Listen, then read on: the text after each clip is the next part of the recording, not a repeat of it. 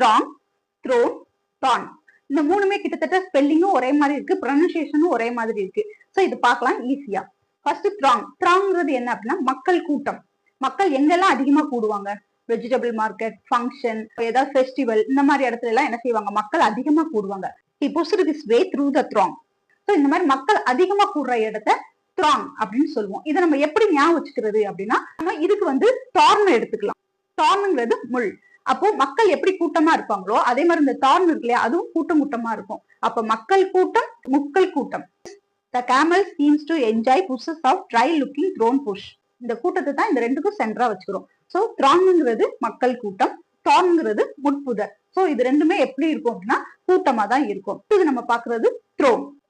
த்ரோன்னா என்ன அப்படின்னா ஒரு சிம்மாசனம், ஒரு பெரிய பதவின்னு சொல்லலாம்.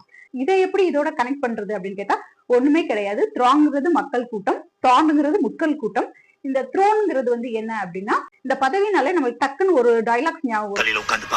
என் நாற்காலி ஒரு முள் படுக்க, என் பதவி ஒரு முள் கிரீடம்னு உனக்கு புரியும். பதவிங்கிறது வந்து என்ன அப்படின்னா முள் படுக்கை. சோ இந்த முள்ளோட நம்ம கம்பேர் பண்ணி சொல்லிக்கலாம். ஃபர்ஸ்ட் இது கூட்டத்தோட கம்பேர் பண்றோம் ரெண்டையும், இங்க இந்த ரெண்டையும் முள்ளோட கம்பேர் பண்ணிக்கிறோம்.